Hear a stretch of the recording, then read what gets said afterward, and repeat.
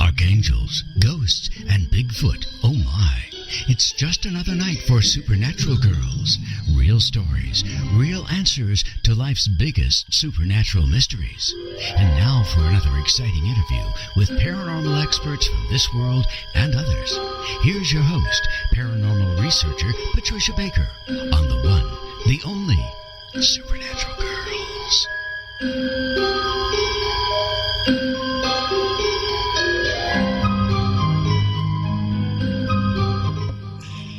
Welcome, everyone, to Supernatural Girls Radio. I am your host, Patricia Baker, and I am here with my co-host, Patricia Kirkman.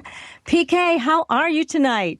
Absolutely melting in this Arizona heat. Oh, you poor thing. Well, I know we're both so excited because this is our very first show on Inception Radio Network. And a big thank you. Fabulous. It is so exciting. That's why I have to laugh. I'm saying the Arizona heat has got me all primed, but it's the show that's making it all happen. I'm so excited. It's great. It is great. And a big thank you. We want to say a big thank you to Joe Champion, to Bob, to MJ, and to Renee at Inception for making this happen. This is a wonderful transition for us. We are thrilled to be here. Thank you, guys. And thank you, Renee, for helping us to change over to the fabulous Inception Radio Network. We're happy to be here. And we hope all our Blog Talk listeners made it over.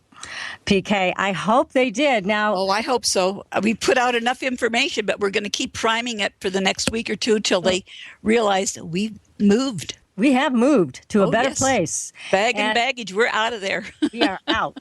So there are many ways to listen to our new show. All of you can just go to supernaturalgirls.com to find out how to connect with your smartphone, your landline, or computer. Also, there's instructions for how to join our chat room discussion.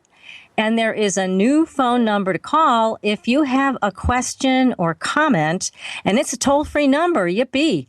888-919-2355. And again, that is 888-919-2355. Go to supernaturalgirls.com and get all the other instructions there. Make it easy to connect with us. Also, be sure to sign up for our Supernatural Girls newsletter, The Fringe Files. That will keep you up to date on our upcoming shows, our giveaways, and more. So, oh my goodness, tonight we have... Yes. What a wonderful... Yes, my God. Now, you know, PK, we've had some incredible guests on Supernatural Girls Radio over the last couple of years. Mm-hmm. But tonight's guest is extraordinary. Definitely extraordinary. And we are so honored to have her here with us. Now, we could list all of her accomplishments, but it would take up the whole show. I know it. I cannot believe that she's written so many books. 36 plus books, stories, plays. She even had a Hollywood movie made out of one of her books with starring major A-list talent. This Patrice Chaplin is amazing. And we're going to give you a tiny summary of all of her accomplishments. And before we bring Patrice on and to talk about portals, mysteries, Howard Hughes, the Stone Cradle, and how to open up our own psychic abilities, we got to find out about our numbers. What is going on with the numbers? What are we going to look forward to tomorrow? Well, this whole month has been about accepting change, good to bad, bad to good. I've had some of those. And tomorrow is going to be a day that is equally the same because the day and the month are identical. So we are going to be bombarded with all kinds of interesting things. So for those of you that are doing things too quickly and in a hurry, you better put a pillow behind your backside because you might be sitting on it. Uh-oh. And be cautious of your driving, but not so much your driving as much as watching that of other people because everybody's in a hurry. You can see them a lot better than they will see you. So be cautious. That's Have right. eyes in the back of your head. Oh, yes. And if you're a gambler, oh, wow, what a day, what a day.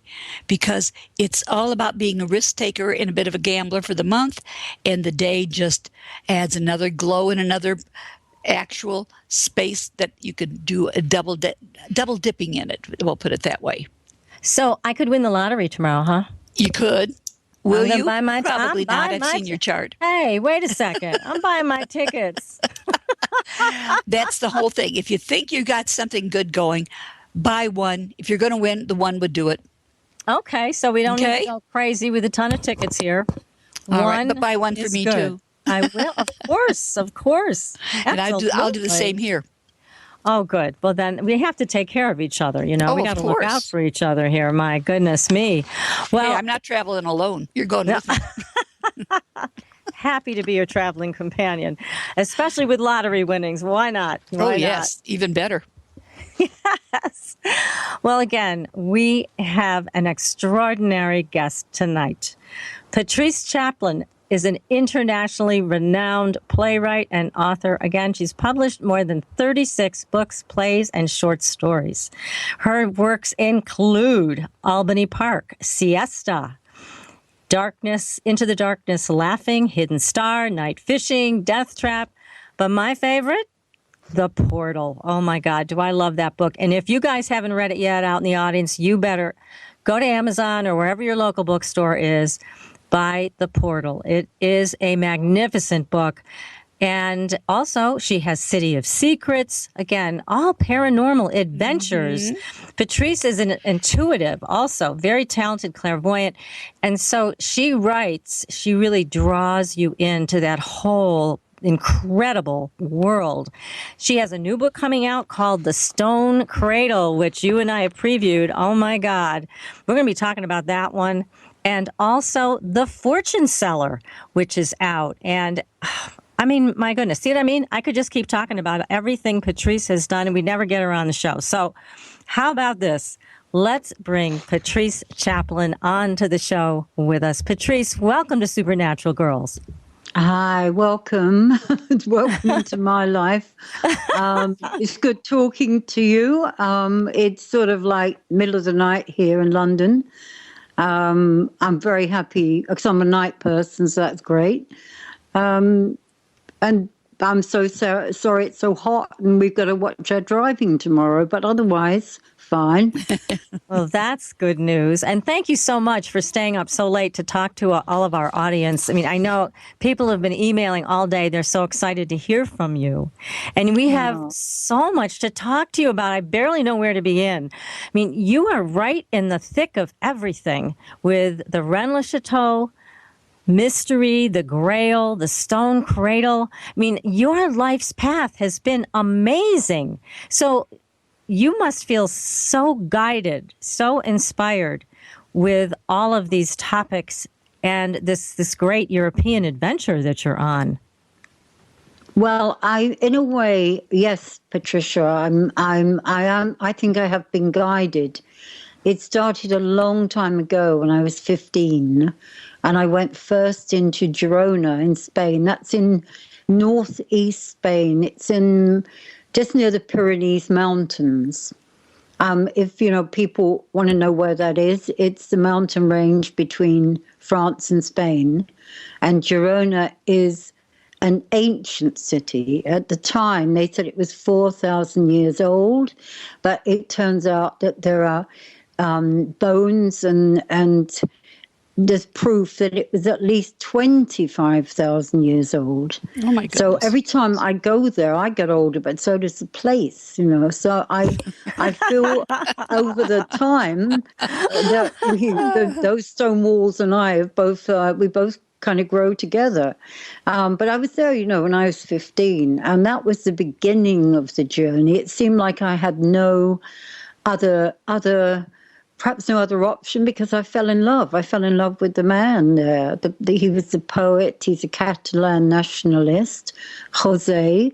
I've written about him quite a lot. And I mean, you can write a lot about him. He's enigmatic. He's charismatic. He was very brave Catalan nationalist in the war against Franco. I mean, he wasn't in that war, but he certainly took care of things afterwards.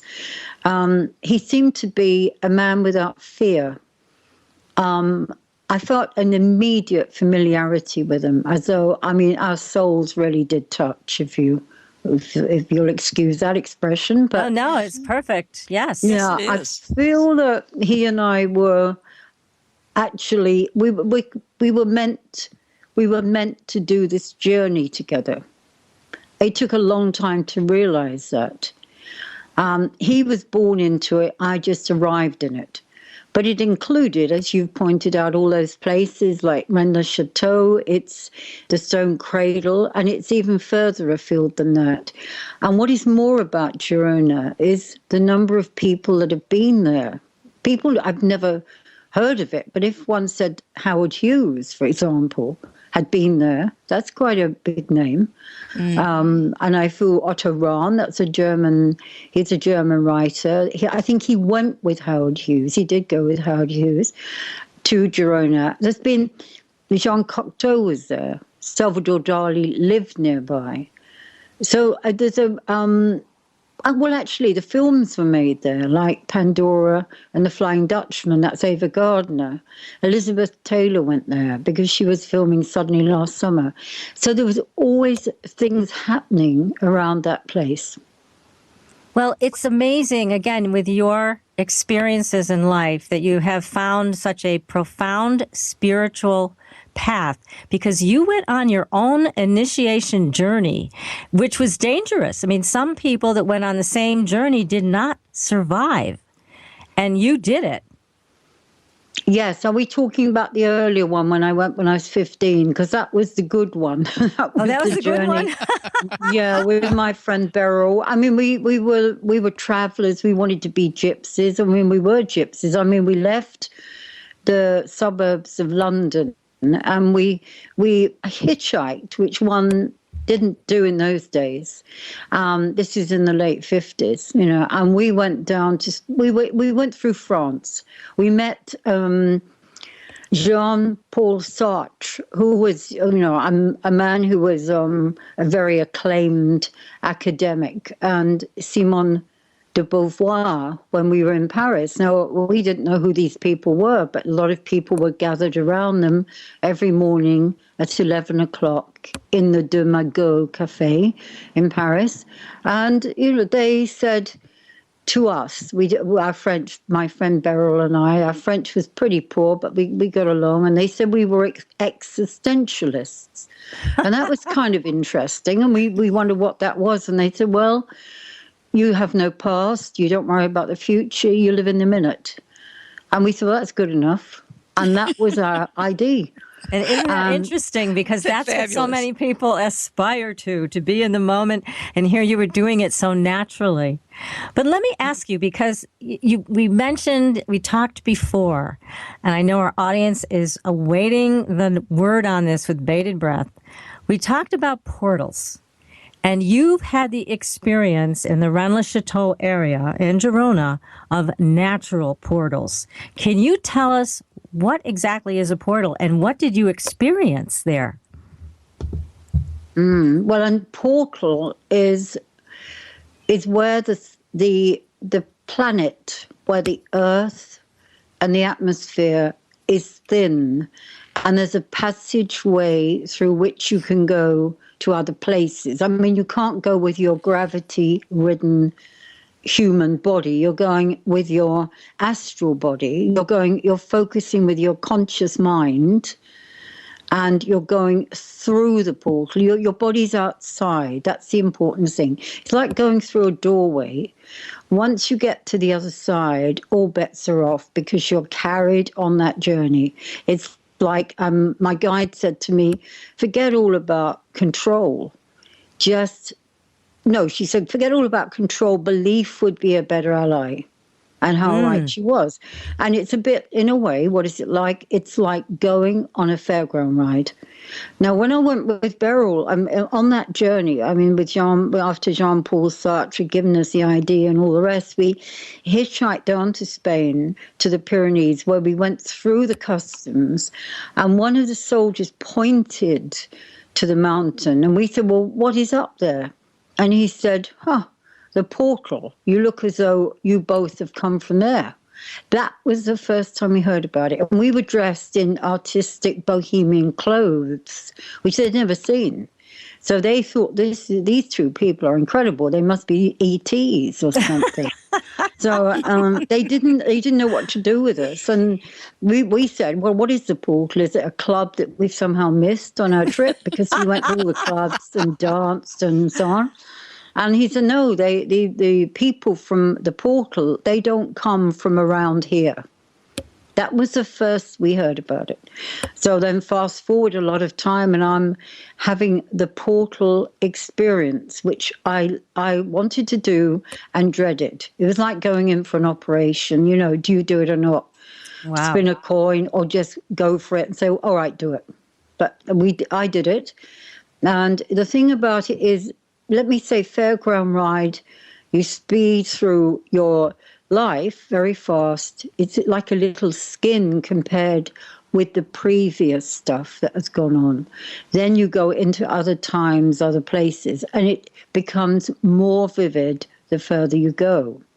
Now, people who are seriously, let's say, a serious adept who've done a lot of spiritual preparation for this, they can go into other intelligences, other galaxies. I mean, time has no relevance here, and space is something which is like, it doesn't have how we see it. What is out there is a different measurement altogether. So that's the first thing I learned. And also, when I came back from that experience, I realized I had no fear. But I'm afraid that comes back to some degree, not with all the ones who do it. Well, this is quite an adventure. I mean, and you talk about you need preparation for it. And in your book, The Portal, you also wrote about some people who tried to make this journey and didn't make it through. I mean, didn't live. They actually died. No, they didn't live. They died, yeah.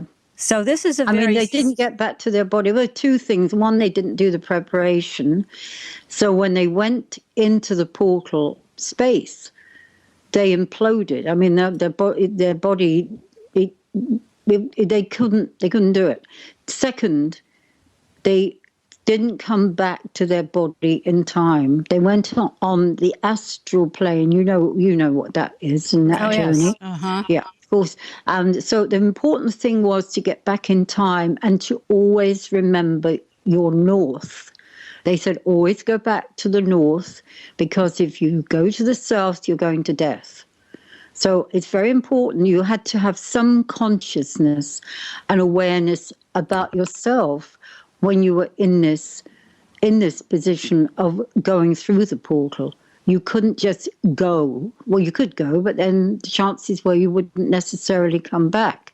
If you didn't come back in time, your body would not exist. So that would be that. You were termed dead. And quite a few people, unfortunately, that's what happened. You need a very good guide, a very powerful guide to show you how to do it. I mean, an earthly guide here on this earth to show you, teach you, and put you through the process of the journey. And you talk about being prepared, Patrice, for this. Are you also talking about cleansing yourself emotionally so you don't walk through with shame and guilt and anger, some of the baggage that we generally carry on an everyday basis? Absolutely. I mean, my guide, she was called Lillian. She said immediately, it's better to clear it all now, because if you go with just one element, one spot of the negative qualities you were just talking about, if you went with just one of those, hell would seem like a pleasant place compared with what you'd meet if you went through the portal carrying that stuff. Oh, my So goodness. all of it had to be dropped. Wow. She gave a very severe warning. And I took that very much to heart. So I even did what she said after a bit. At first I was resistant because it didn't make sense that I should give up everything. That seemed a bit unfair. But after being with her for maybe 10 days, I saw the point. And this lady had done it. She'd done it many times. And the amazing thing about her was she didn't look anything like her age. She was ageless. Now, and when she died, she was over 90. But she was amazing. Very interested in that. Isn't that something? Well, it's a big risk to take, but you have to be prepared, and you have to have a guide like you had with Lillian. And still, for your life's purpose, it sounds like this was so much a part of what you were meant to do. It would seem so. Other people recognized it before I did, if you see what I mean. People who came with me on the journey said those very words. This is obviously what you were meant to do. You were meant to come to Girona, meant to meet the man, meant to follow him through this work, meant to write the books, and then eventually to go on the journey of the portal. And then from there, go to the center of it all, which is the Stone Cradle. Now, we got to get to that, because that is something that I have never heard about from anybody but you. You are the one, you're the authority on this. And so we're going to talk about that in a few minutes. But I also want to touch on a couple things. This portal that you experienced was a natural portal. That's what you call it, a natural portal. It was a natural portal. It's a very large portal. It's right on the peak of Canigou. Canigou is 3,000 meters up, it's a very high mountain. It's to get to the summit, you've got to go above the tree line. The summit is very small. It's like a dance floor, really. It's so small. You have to go up there. There is the portal.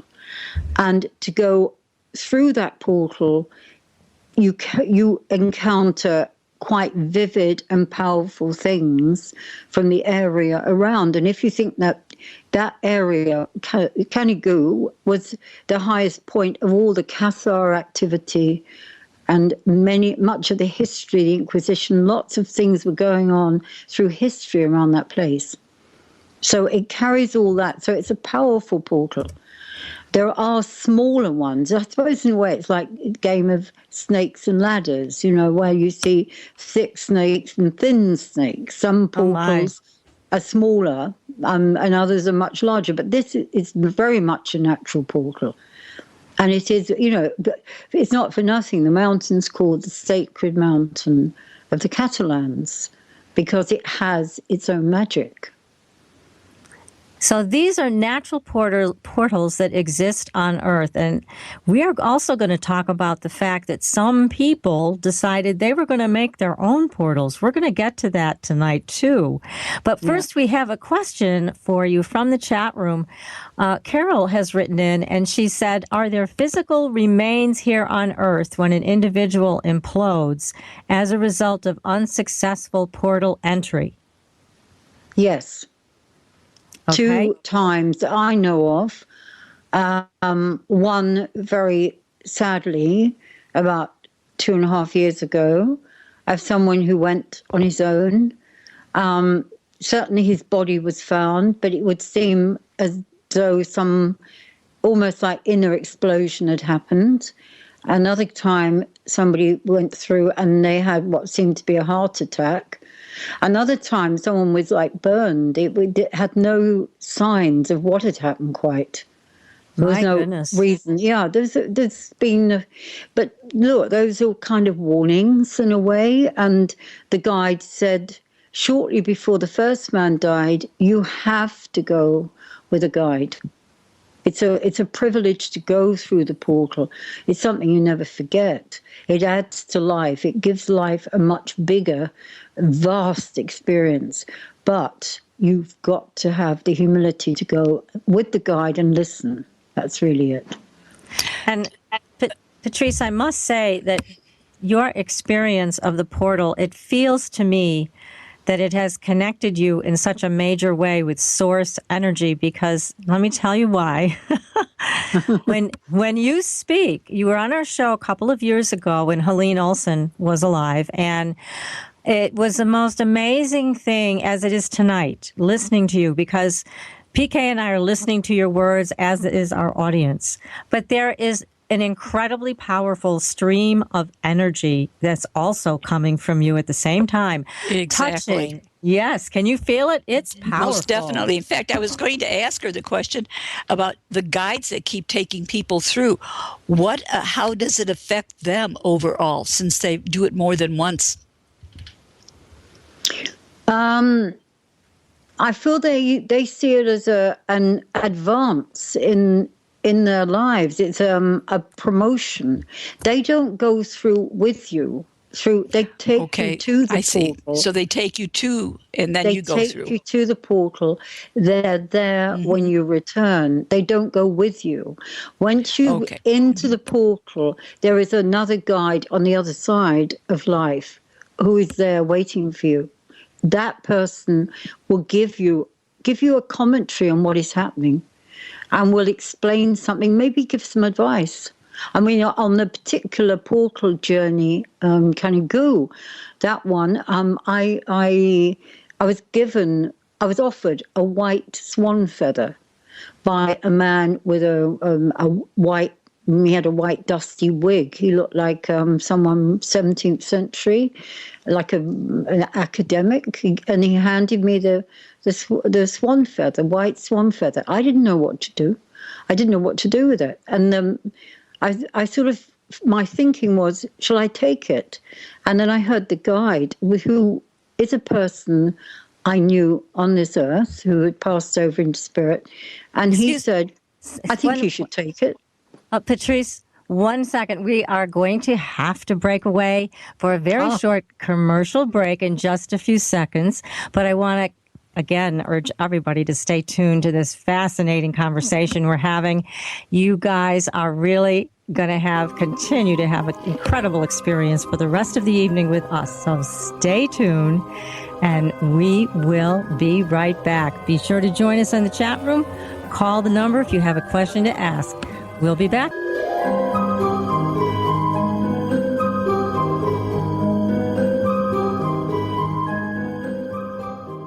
You're listening to IRN, the Inception Radio Network, Chicago, Illinois.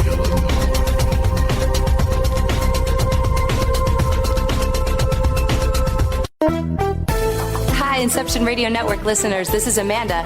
Just a reminder that Inception Radio Network is on Twitter. Follow us at I_R_N and keep up to date about who's on tonight, what interviews they'll be doing, who's guest spotting, what topics they'll be covering. Tweet to us, tweet about us, retweet topics to your friends, and most importantly, never miss a great show again. That's I_R_N.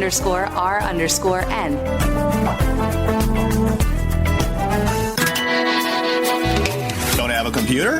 Is your internet connection down? Don't worry. Use your trusty cell phone or landline and call into our listen line at 401-283-6700 to listen to the Inception Radio Network 24/7. Again, that call-in number is 401-283-6700. For the Inception Radio Network, I am MJ.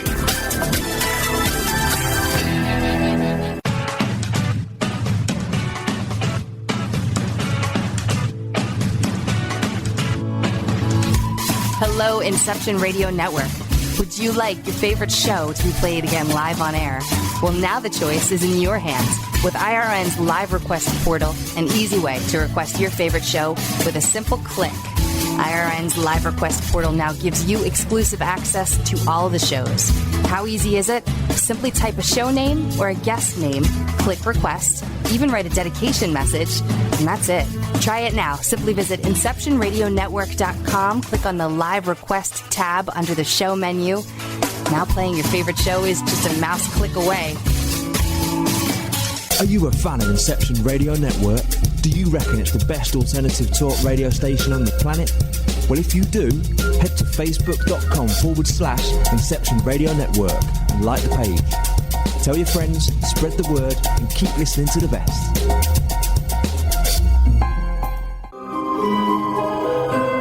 everyone. I am your host, Patricia Baker. We are here on Supernatural Girls Radio. I am here with my fabulous co-host, PK, Patricia Kirkman, and our incredible guest that we're so honored to have on our first show for Inception Radio Network, Patrice Chaplin. We are talking about portals and all kinds of exciting paranormal things tonight.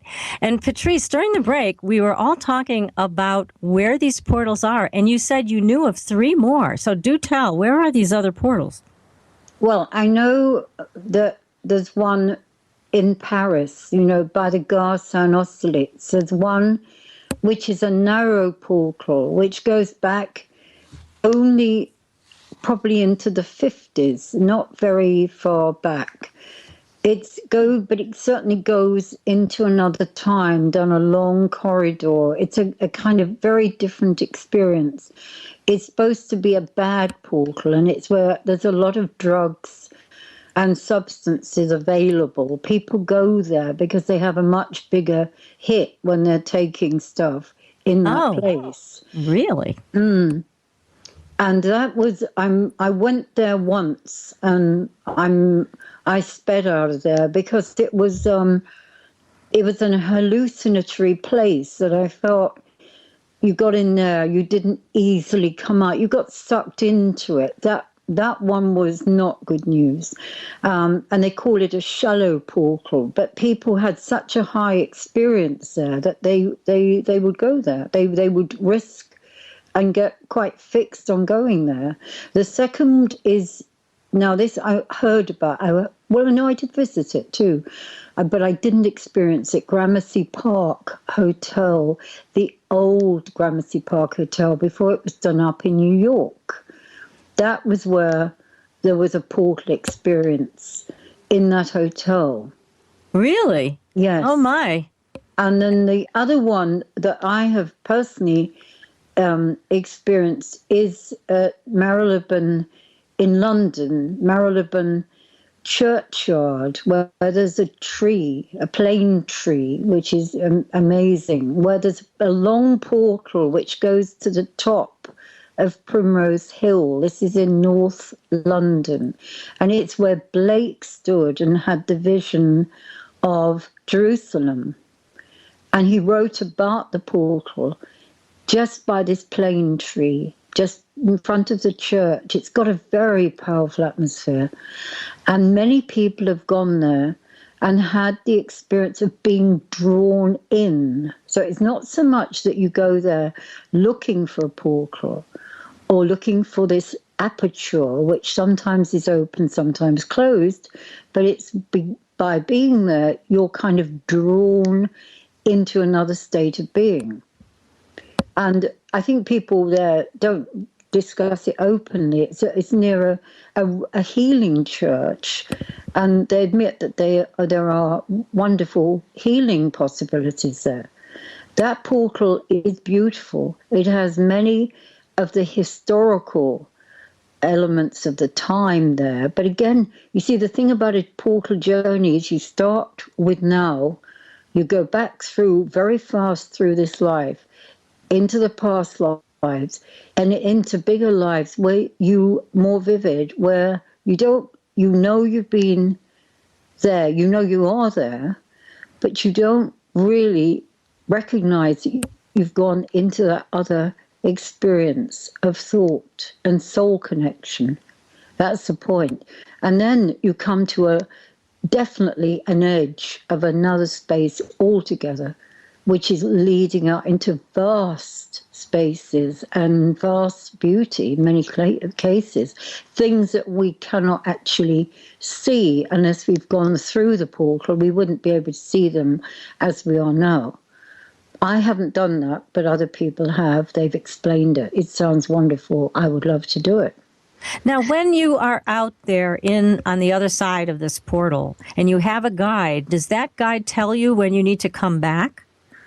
No, it's a part of myself from having trained enough with the guide, done enough work. In my case, I did it for 6 to 8 weeks. When I I held a cane. It was a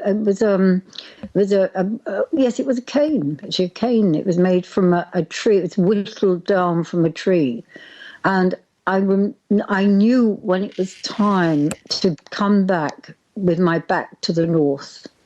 It was like a sense. It wasn't a voice. It was a sense. Come back. You've gone too far. Don't go further. It's very attractive, but come back. And I'm quite prudent by nature. I mean, I wouldn't take the high jump and end up on Venus, you know. Some people do, not me. Right. Well, that is a good thing, I think, and especially in this case. So these are the natural portals that you know about, that you've identified. And there are, I don't know how many there are, but in the United States. I mean, there must be loads. Really loads. Okay. Yeah. All right. So there's loads of them. They come in, especially in clusters. I don't think they're isolated. I think they come in clusters, and I think that some of them are not very good to advance into. There are magnificent portals, apparently, which are so powerful that we would implode. We would be crushed by just the power of them, and they're surrounded by atmospheres that, when you approach, make you feel ill, make you feel unwell. So you don't go any further; you go back. Right. And it's a lot to do with the grid. Are you familiar with the Hartmann grid and the measurements? He was a German doctor who made the grid of the numbers that we could traverse as human beings, you know. And there aren't very many when it comes to it that we can do. And it's sort of below number 11, we're kind of sort of all right, but not. You know, if we go below 8, we're in trouble. And these are just like a thermometer reading almost. Mm-hmm. And if you go higher up, you can be in well-being, say for up to 14. When you get to 18, you're at the beginning of the unknown. And for that, you have to be an adept or a very, very powerful spiritual master to go beyond that. And that is apparently the beginning of the portal. That's where it starts. So you can see that if you get a magnificent portal, which does exist, we couldn't approach it because it's too strong for us. Right. It would be something we would feel we need to back away from. But then here we are in the United States, and Howard Hughes has been known to get involved with some pretty wild things. Now, there have been some stories that circulated about Howard and the CIA and some German scientists that decided it would be a good idea to create a portal here in the United States. And you have some information on that. Can you tell us as much as you know of what happened? Well, I some of it. I can tell some of it. Well, I know for a start that he came to Girona, and that was around 1933, and that was with the German writer Otto Rahn, and he was certainly looking for the portal. And he went to Girona, and there are accounts of him being in Girona, and also people from the church who put him up, you know, for a night or two. They got to know him quite well. What he spoke, I don't know. They must have spoke English, I guess. Now, the people in Girona, they called him El Americano, the American, but they didn't really know who he was. And even when they were told he was Howard Hughes later on, it didn't mean anything to them because it wouldn't. Yeah. And the thing, he was looking for the journey. He was looking for the journey along the 11 sites to the portal, which I've written about in the book, The Portal. He wanted to do those. I rather think he didn't do those. So he went and got a boat from Scotland and went to the south of the equator. He called it the Southern Cross. And he did the journey on the south of the equator. And it was, in fact, the journey of the Southern Cross, which is apparently the same as the one in the north over the Pyrenees, around Girona, which is the constellation of the Great Bear and the 7 stars. So he did it on his boat. Now, people said he also came back in 1953 because that's when Ava Gardner was filming Pandora with James Mason. And whether he came or not is, I don't know. I have no guarantee of that, but I certainly hear quite a lot about him being there in 1933. Now, he was interested in the portal for the very simple fact that you could go through the portal and arrive instantaneously, beyond time, in other states of being. And this fascinated him. And I was told again that he didn't have any fear at all about those magnificent things like the big journeys. He wanted to go faster and further than anyone else into the sun, into wherever it took him. He wanted to be there. And yet, you know, he'd look at a cockroach in a room and think it was a dinosaur. Oh, my goodness. Be so scared. You see, that was something probably to do with the whole business of the change of time and condition that we go through if we are going into other space. You know, we can't just do it. We have to be prepared and really go through the practice. Now, he did also, because he must have had some experience of the portal on Canigou, because after the war, Second World War, he sent German scientists there to get all the measurements and the velocities, all the scientific facts of the portal, and bring it over to him in the States.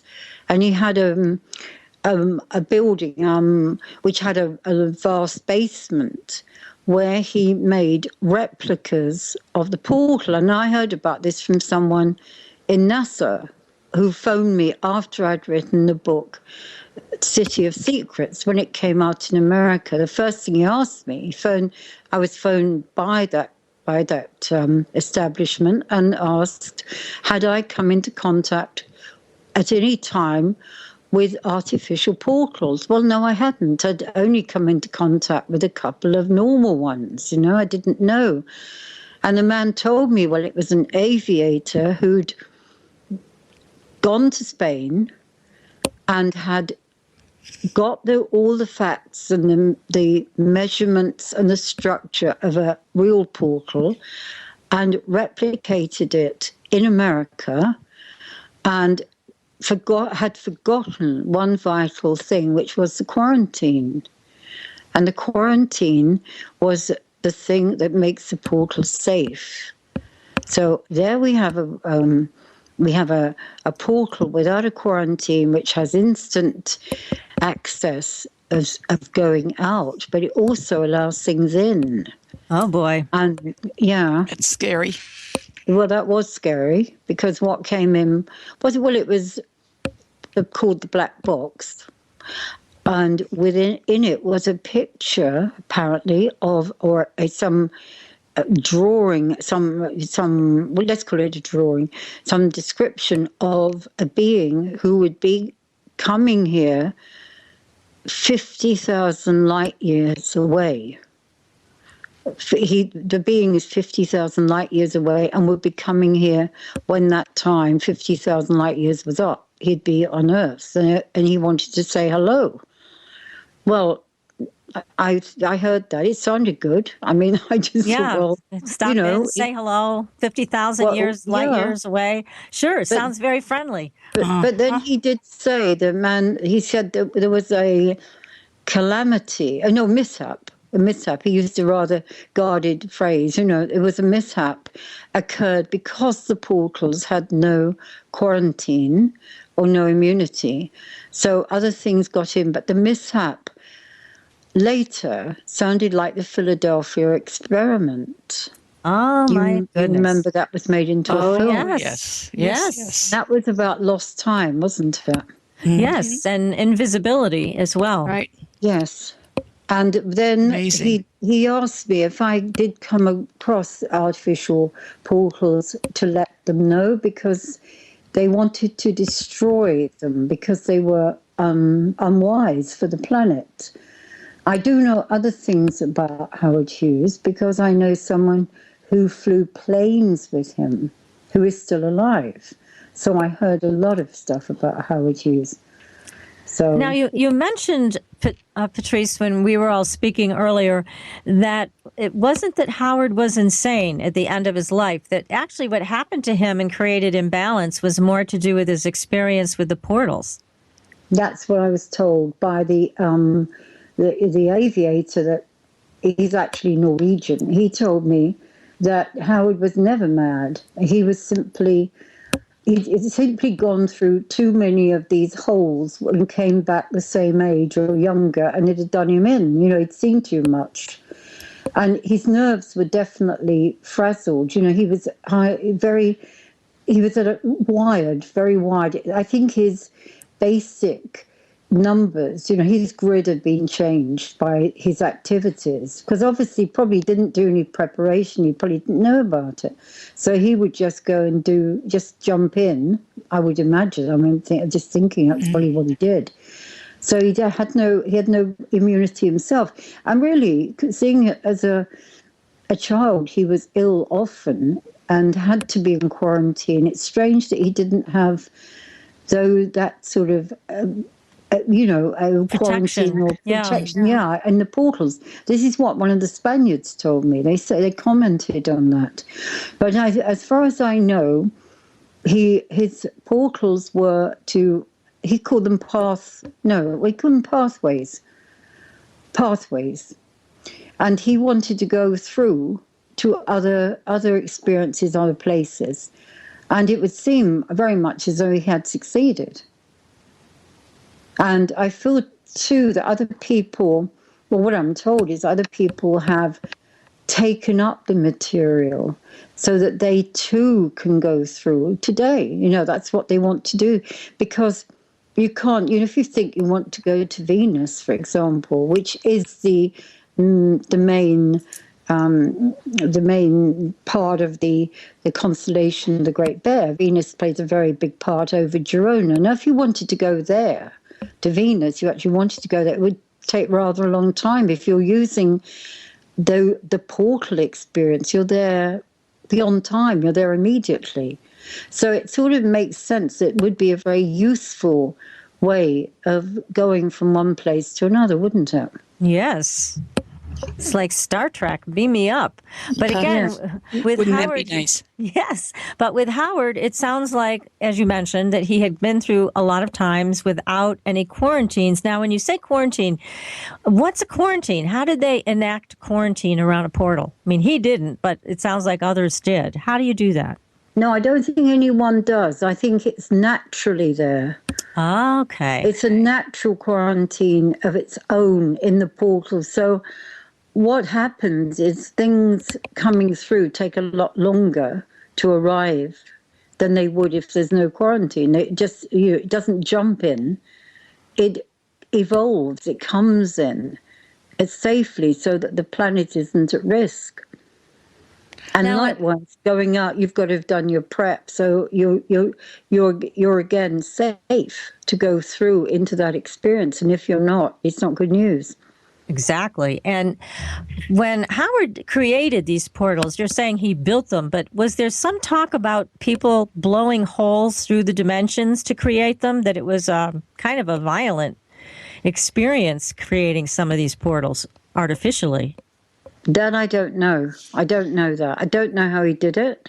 I know that he did do the traveling, that he got, he had, according the person, the aviator, he was a young man. He was born in Norway, came from Norway. He flew planes and he was brilliant. He was 17 and the US Air Force took him, asked him to come and test the heavy jets. So he came over. I suppose that would be in the 50s, I would think. 50s or early 60s. Anyway, he came to work for the American Aviation Company. And Howard Hughes took a liking to him and wanted him to work for him. But he didn't. He stayed with the Air Force and occasionally saw Howard Hughes, and he said we would go out together and talk about planes, and we'd fly planes. We never went out looking for chicks, you know. So it seemed that their whole, and he stayed around him right up until the end, you know, until, well, not during the time he was in his hotel room on codeine and so on, and protected on all sides. But he certainly was around him, and he said he was never, ever mad. He was brilliant. And he went once to the, it must be, I guess, Montauk or something like, yeah, I guess it was that. And there was a huge, this huge space underground, which was almost as big as Manhattan. And there was in there the CIA, there were German scientists, there were soothsayers, clairvoyants, sort of an amazing scientist from Germany, people to do with Tesla. There was all kinds of a mixture of people, and of course Jack Parsons. Yes, and there were. And Howard would appear, I guess, in his pajamas, you know, like the top or the bottom or both parts together, and the hair and the nails and all that. But no one took notice, and he just got on with the things he wanted to do. So they were looking for ways of transforming time and space, so that we weren't trapped by the boundaries of the planet.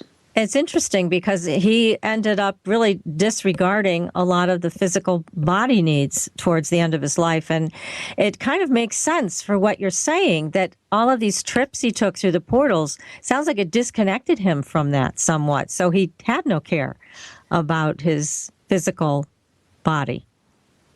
Is that possible? Yes, I did ask the pilot about that from Norway. I said, what happened with the nails and the hair and all that? And he said he just didn't notice it. He just didn't have anything to do with it.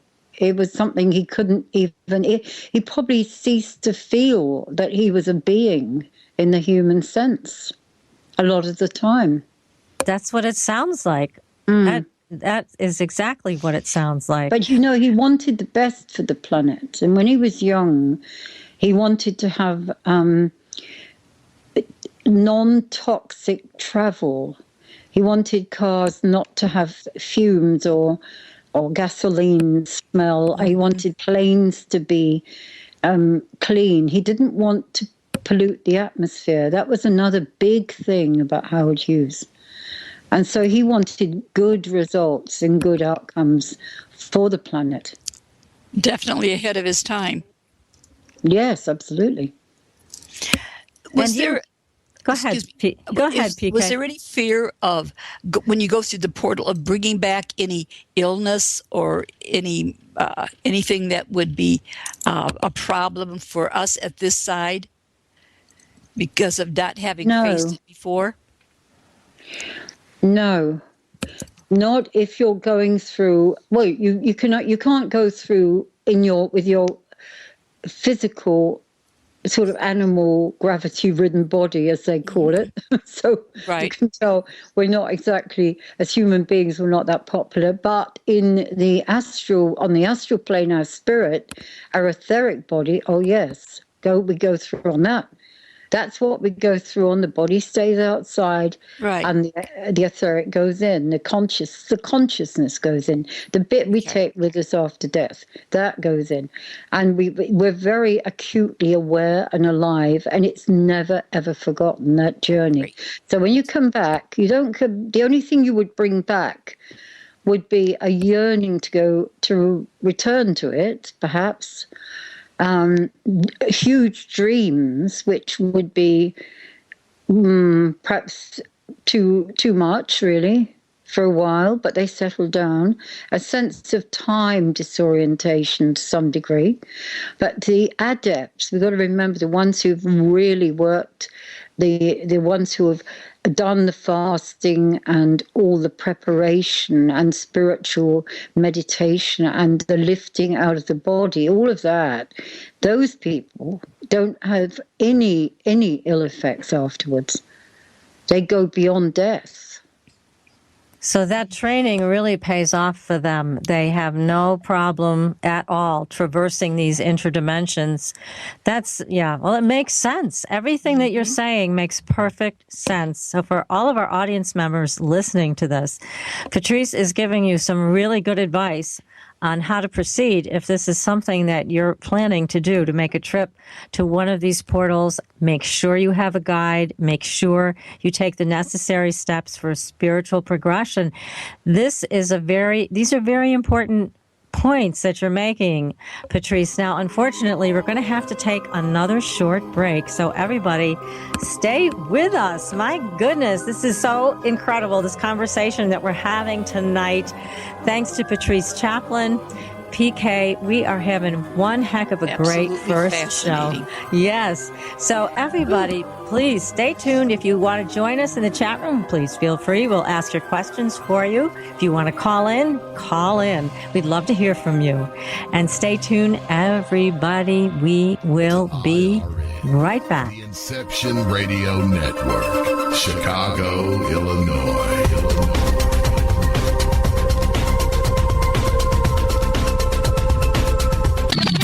You didn't forget what's coming up tonight, did you? Hi, Inception Radio Network listeners. This is Amanda. Never miss that interview you were looking forward to or the show on your favorite topic. Follow IRN on Twitter, I_R_N, and get reminders about the evening's live shows as well as fun and important updates throughout the week. That's I_R_N, and never miss a great show again. Hi, can you hear my voice? Imagine how many other people can hear it too. If you have advertising needs, then look no further. The Inception Radio Network currently has openings for on-air advertisements and radio show sponsorships. Given any thought to your target demographic? Inception has you covered there too. Advertising on a network gives you multiple opportunities to advertise on a wide variety of radio show broadcasts, and we have one to fit every advertising need. You know, in recent years, internet radio has exhibited a phenomenal listener growth. An Arbitron Edison survey shows that online radio boosts at least 33 million unique visitors each week and 54 million each month. And that number amazingly continues to grow. And these listeners are a part of many businesses' core demographics. And surveys have shown that internet radio listeners are far more likely than regular radio listeners to spend money on a whole range of activities. You know, internet listeners vote, they dine out and eat fast food, and they grab a cup of coffee. And here's the interesting one. They buy items online at a much higher rate than all other market segments combined. Internet radio also enables businesses to connect with consumers during work hours, where increasingly more lifestyle decisions are being made. Advertise with the best. The Inception Radio Network offers competitive advertising rates to fit just about anyone's advertising budget.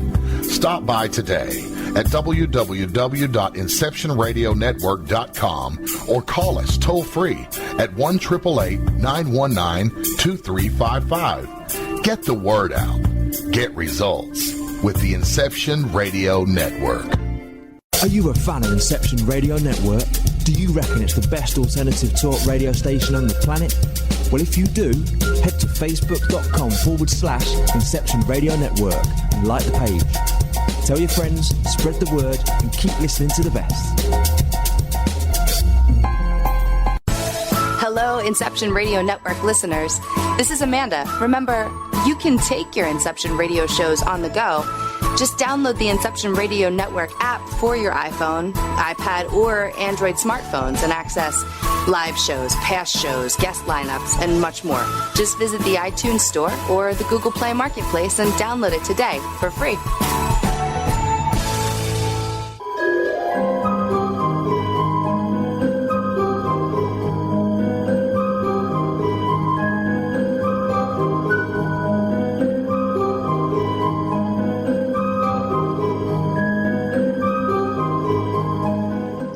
Welcome back, everyone. I am your host, Patricia Baker, on Supernatural Girls Radio. I am here with my co-host, Patricia Kirkman. You can reach Patricia at her website, patriciakirkman.com. And we are speaking with our most incredible guest. Patrice Chaplin is here with us, and we are talking portals. We're talking Howard Hughes, the CIA. If you missed the beginning of the show, you're going to have to catch it on the archive. You don't want to miss one word of this show. So, Patrice, here we are talking about now the Stone Cradle. You've mentioned it a couple times, but we want to know, what is the Stone Cradle? You have a book coming out. It's not out yet, but we will be announcing it when it's available. But please give our audience some sense of what this is. Is it a real object? Yes, indeed it is. It's a meteorite in the shape, no, it is in the shape of the cradle. I thought when I first saw it, it was a fruit dish, like a huge dish for fruit. And it rocks from side to side. It's blue. And it's completely smooth. It's untouched by any kind of fault or line or discoloration. And it's supposed to have been one of the oldest stones. Well, it's supposed to be. It is one of the oldest stones on the planet. And they believe it came through about, 5-10 million years ago, maybe more. And it's the only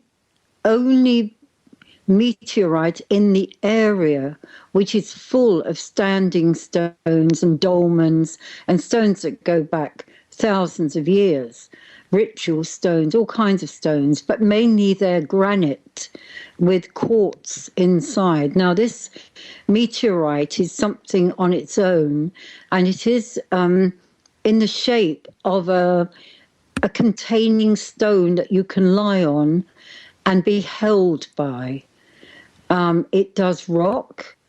The other thing, it has nutrients. Some stones have different qualities to them. It has certain nutrients which help people who are ill. And in the old days, and I'm going back 200, 300 years, people from the locale of the meteorite used to go and lie there when they felt they were dying. In fact, they died there. They had kind of quite a good death there, it seemed. And also sick children were placed there. Originally, it held a child of light. And that child of light came to this planet in about 5,000 plus years ago. Of course, some people think it's Lucifer. And in Spain, there is a shoemakers guild, which is one of the old guilds, that do worship what is called Luth, light, which is considered to be Luciferic. Now, the child of light came to the planet, lay on the cradle, and was nurtured by a woman, a goddess or an actual female from the East.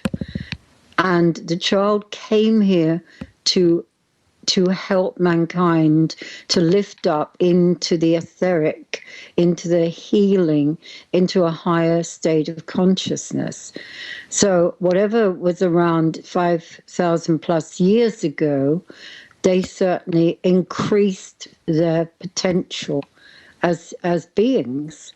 The other thing known about the Child of Light definitely was there at the beginning of the first building of the first pyramid in Egypt, and did start what is known as schools.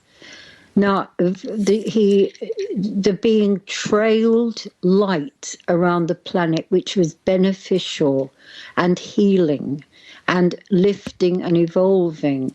That is finite now. It's diminishing, and one of the main purposes of the adepts is, and these most evolved beings that work here in the rituals for the portal, one of the things they do is to keep going that light, so the trails of light are kept going by their activity and by their thought and by their well-being and healing.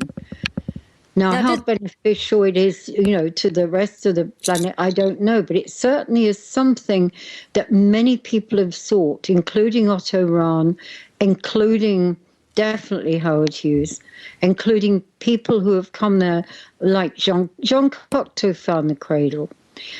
They thought at one point it could be the stone, the third eye of Lucifer that fell when he descended to earth, that is the cradle. But that's again part of a myth. The actual cradle is an actual stone.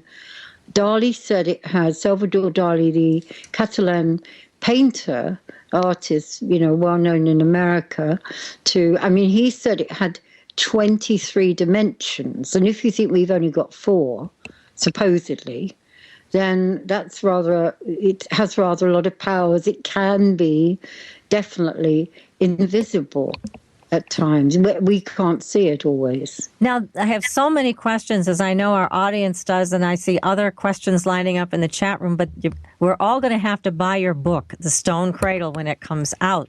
But Definitely. Oh, yeah. And in the meantime, but here's a question. Did that light being, did he or she have a name? Well, Lucifer was the one that comes to mind mostly with people. I don't know. It wouldn't be popular with the church. I don't have a name.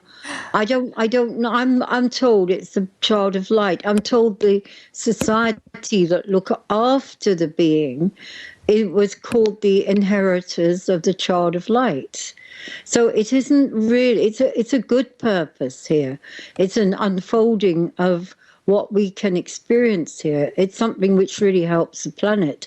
So it's not a bad thing, but it's certainly powerful. And there are mediums who are so powerful, they can go back to the time when the child was in that stone cradle.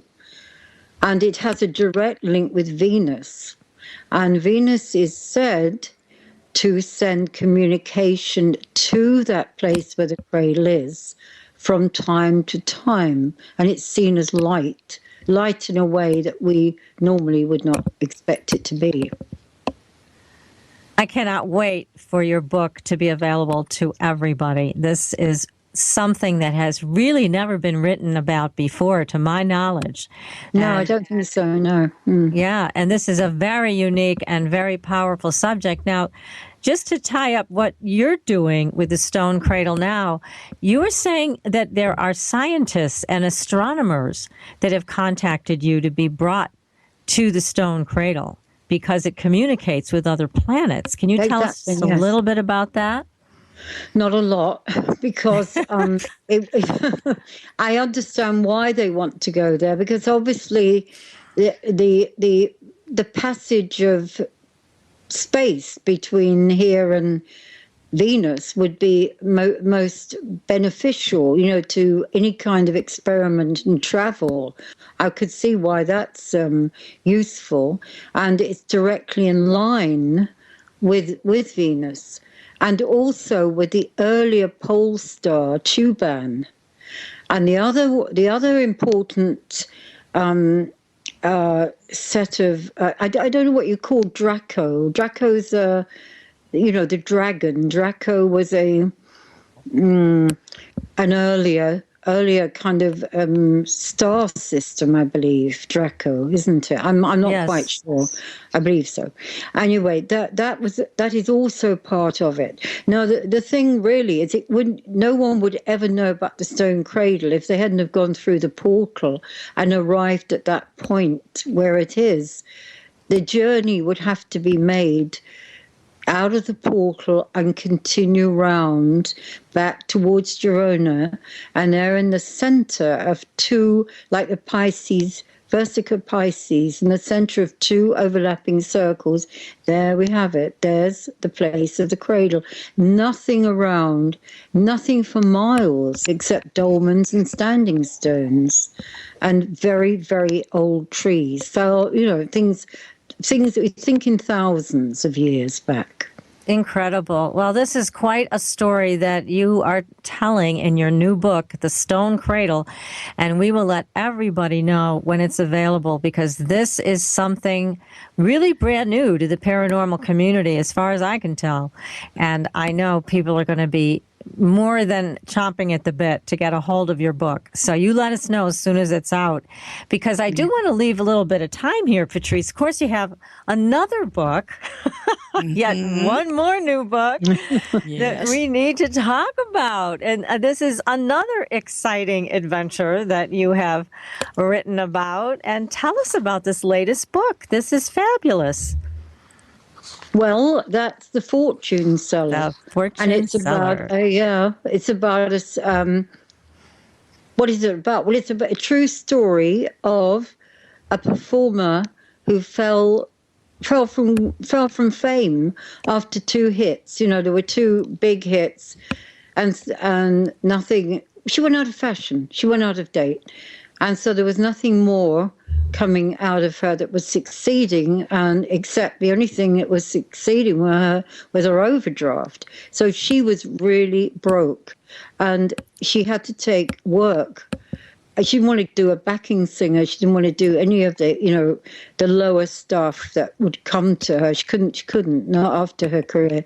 So she did work as a telephone psychic, a nighttime telephone psychic. She had no idea about how to be clairvoyant, but she realized if she just read the cards for the person on the phone, who could tell whether she was right or wrong, because they were telling the future. So after a while, she learned some of the old-fashioned spread. She learned from other clairvoyants how to read the ordinary playing cards. Yes. Like the amazing spreads that they had, like the things called the surprise or the 7-card spread. There are things that we don't have today. These were used by these really, really very good clairvoyants, and also get, of course, the tarot, and how to see, how to attune and see what is there, how to actually use time in a way where you suspend it, so you're not on ordinary clock time, so you can get the messages from other places, the guides, and you pick up, of course, all the kind of energies of the person you're speaking to. All you've got to do is the attunement. It's a bit like going through a portal, really. And she learned some of that. But the thing about it is that she did a reading for a very enigmatic, rather classy reader. And that client, rather, not reader, client. And that led to an obsessional love beyond the grave, further than death. It led to something absolutely never to be expected. And that's what that book is about. So it's about clairvoyance, and it's a supernatural thriller. It's a great book because, again, both PK and I have had the luxury of having previewed it. It's excellent. Yes. Now, that book is available right now on Amazon.com and probably at your local bookstore. And again, another great book from you, Patrice. And I have to say, when we read your books, we really feel drawn in to the world that you're telling us about. It is much more than just reading it. You're right there with you. And that's because of your ability as a writer. You're so amazing. But how about this? Can you share with our audience, because I know they've all been waiting for this, how can we increase our own psychic abilities? How do we tune in? We may not be able to go to Girona, but we may not be able to take that trip to the portal. But how do we do this? Attunement. It's letting go. It's first of all, it's the breathing. You've got to let go of the out breath. Just let it go, and trust your body's going to breathe in for you. And you've got to cover yourself with protection, gold light from the top of your head to the soles of your feet. You've got to just not concentrate, but contemplate And maybe on a like a flame. A flame is a good one, or a bronze bowl, something just that you can look at, close your eyes, see it in your mind, and let it go. Then you attune, so you become aware of, and you can see in a slightly different way, almost like a daydream state, the being in front of you.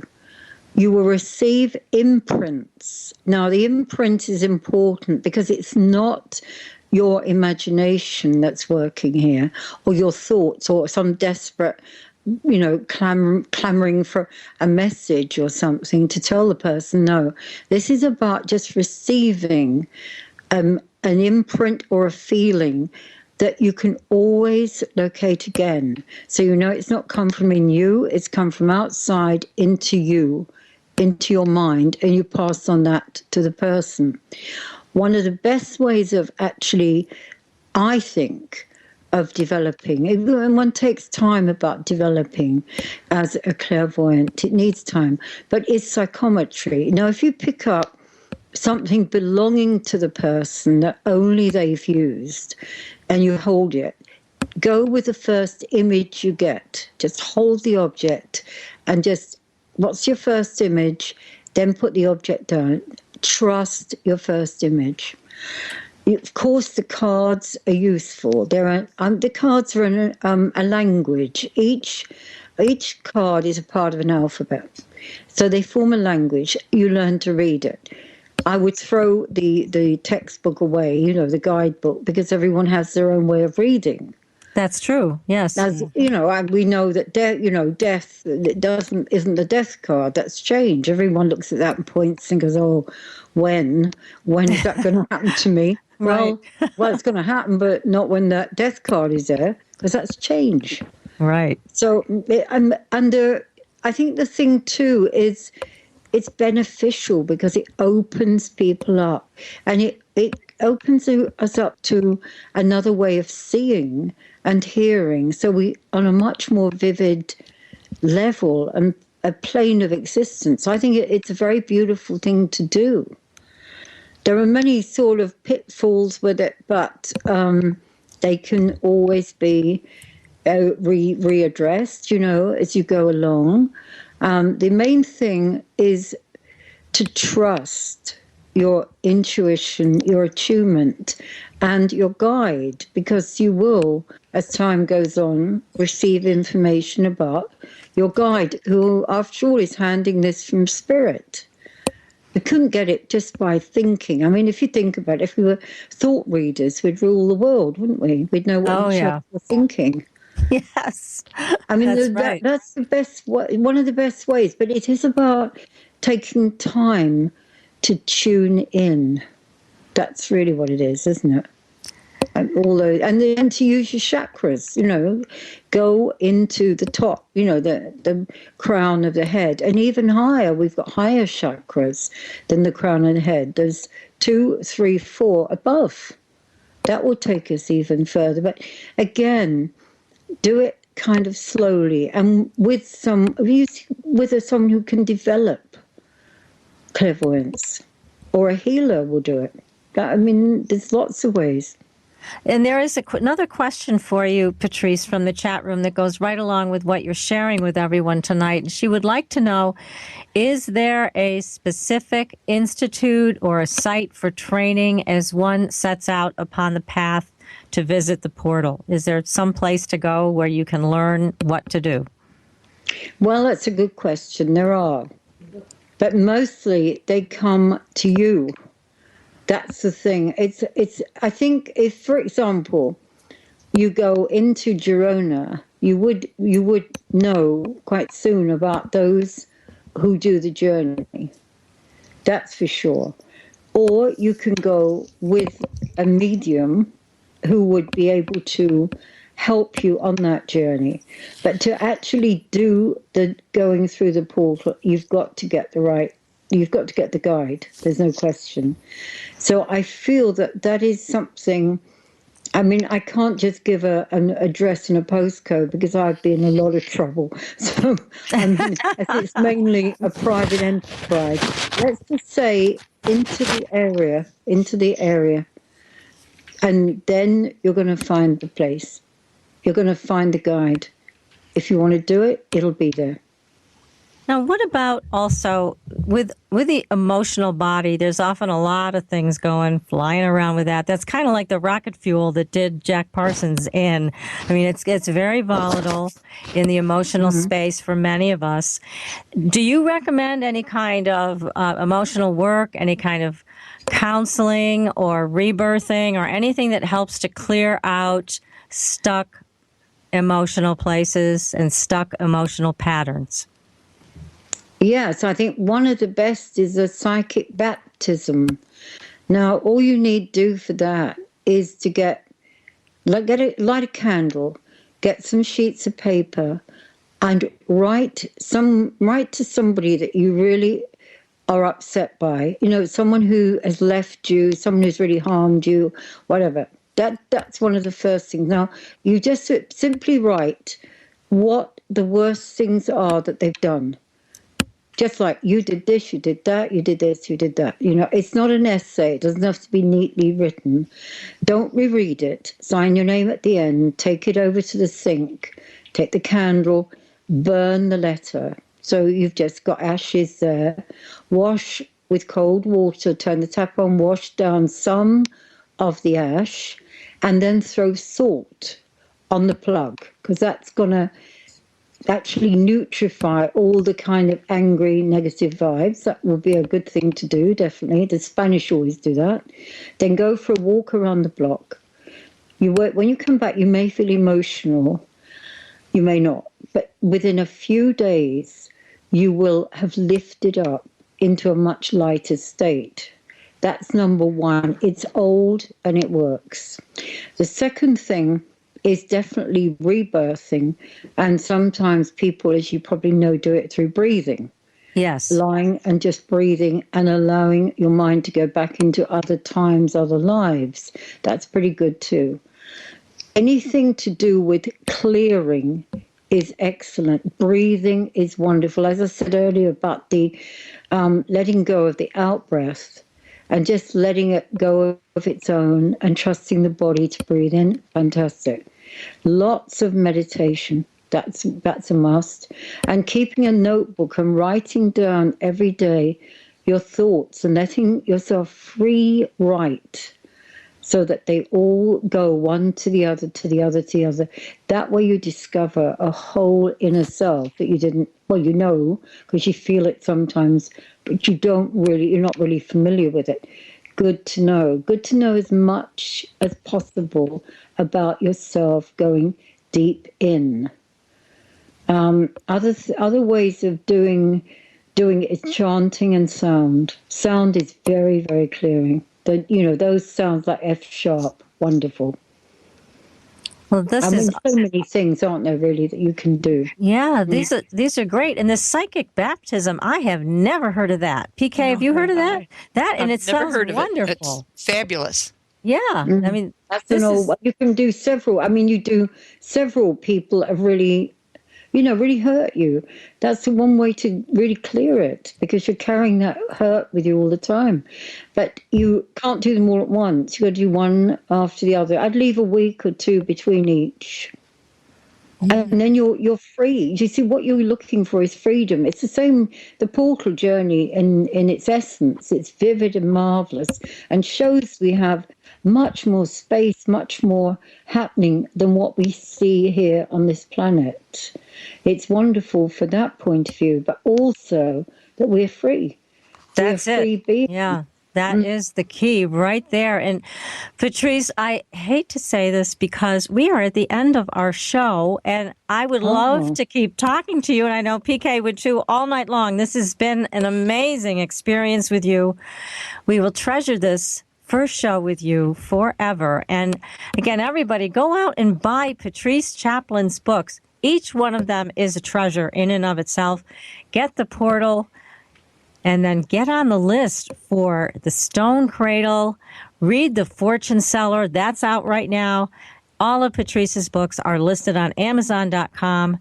I want to thank everybody for coming to the show tonight and supporting us in our first show on Inception Radio Network. And Patrice, a big hug to you. Thank you Thank you. much. Yes, it's been an absolute delight. joy. Yes. How lucky we are to Thank have had you you. for all of you. Thanks for the listeners. Lovely to know you're there. Thank you. Thank you all. And everybody, stay tuned next week. We're going to be talking about Akashic Records. Until then, we will see you on the Blue Highway. Good night, everyone. Good night.